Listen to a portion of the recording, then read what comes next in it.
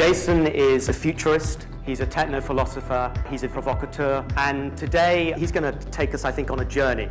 It's the mental reboot now, so sit back and the physical reboot can come afterwards. Welcome, Jason. Wow. So I'm very passionate about creativity and about innovation. And my passion for innovation and creativity has turned into a passion for technology, because I believe that ultimately technology is the literalization of our creativity. I think Jason is the most incredible adrenaline-fueled speaker. It's been absolutely awe-inspiring. I really enjoyed it. Most people say that Instagram is taking us out of the present because we're spending all our time taking pictures of things instead of actually living the moment. It's not that we're not living in the moment, it's that we have the intuition to realize that the moment is going to be gone like this. We're living the present, editing and authoring how we're going to be remembering this present based on the curated and editorial choices that we're making with these photo filter sharing apps. We have been handling this stuff in our day-to-day work as if it was prickly.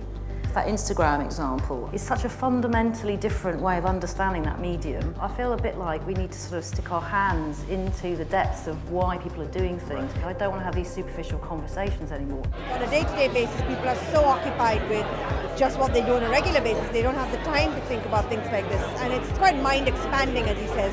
These three overlapping revolutions, called GNR, genetics, nanotechnology, and robotics, together lead us towards what futurist Ray Kurzweil and others have deemed a technological singularity.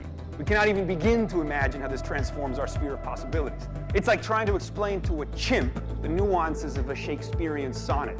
I think there were so many lessons in there for us as we try and develop at such speed. I just think it was a really fascinating way of looking at things. The big thing you touched on, extended consciousness, and the lead up to extended consciousness will be artificial intelligence. And these AI engines will be the smart VPAs, virtual personal assistants, that we just engage with, but they'll effectively just do stuff for you. So you outsourced your decision making to an algorithm. He makes you want to explore these concepts that he's thinking about. It's almost a little bit like having a Viagra for your brain.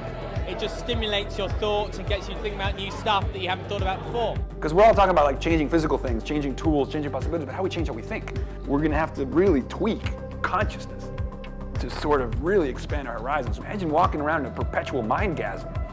That'd be pretty cool.